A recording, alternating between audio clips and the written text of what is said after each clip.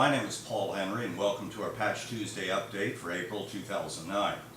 This is the most active Patch Tuesday in quite some time. A quick look at the numbers shows that the next few days will be busy ones for IT teams. 8 total security bulletins have been released by Microsoft.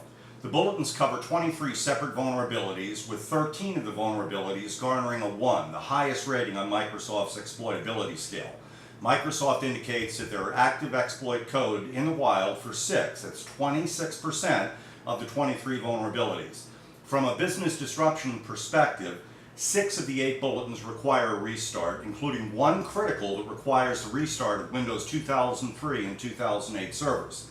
Now, since Microsoft started providing exploitability information last year, this is the first time we've seen 6 vulnerabilities being exploited in the wild at the time the corresponding bulletins were released.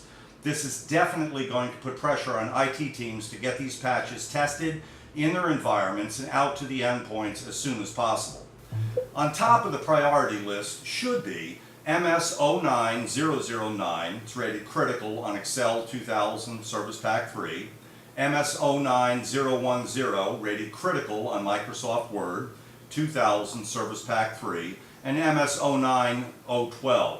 It's important on all Microsoft OS platforms. These all have exploit code in the wild, so should also be quickly addressed, especially for organizations still running Office 2000. Another key bulletin for IT teams to prioritize is MS09-13. It is not being actively exploited, but does have 3 separate vulnerabilities, all with a rating of 1 on the exploitability scale, affecting all active Microsoft OS platforms. A restart is required, so this one has the possibility of wide-scale distribution. A quick look at the remaining bulletins show that they all should be carefully reviewed, so definitely nothing that can be totally put on the back burner.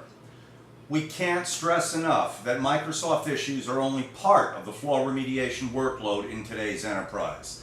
Other widely distributed software patches that we've seen in this month include Mozilla. A critical patch has been released for Firefox to mitigate a vulnerability with exploit code in the wild that could use a malicious XML file to install unauthorized software. Looking at Adobe. Patches to mitigate issues that have been actively exploited for nearly 3 months in the wild have been released.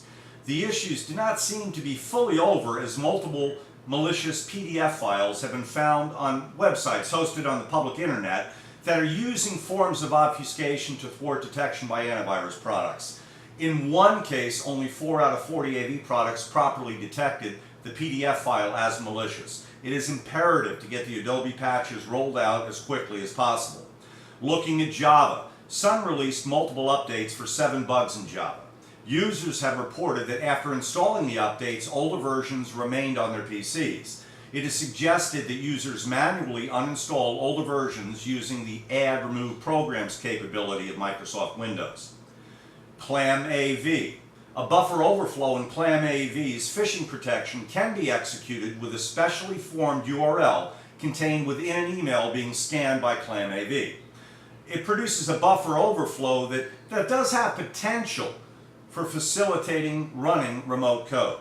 A second issue involving a specially crafted, malformed file being analyzed by ClamAV can cause the application to crash.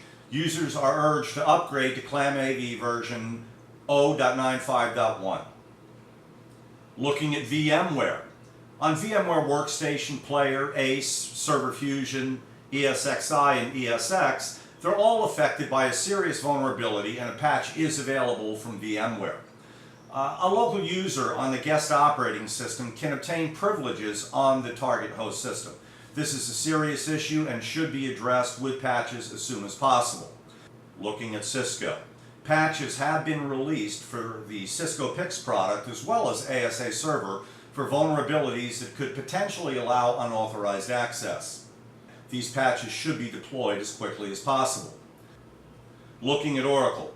While 8 security bulletins from Microsoft looks troublesome at first glance, it certainly looks like the 43 security fixes across hundreds of products from Oracle will once again cause a potentially larger administrative burden or impact this month.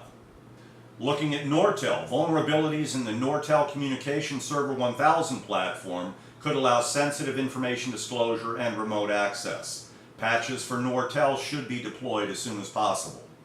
And lastly, even the very tools used by IT departments are subject to flaw remediation requirements. A new version of Wireshark is now available.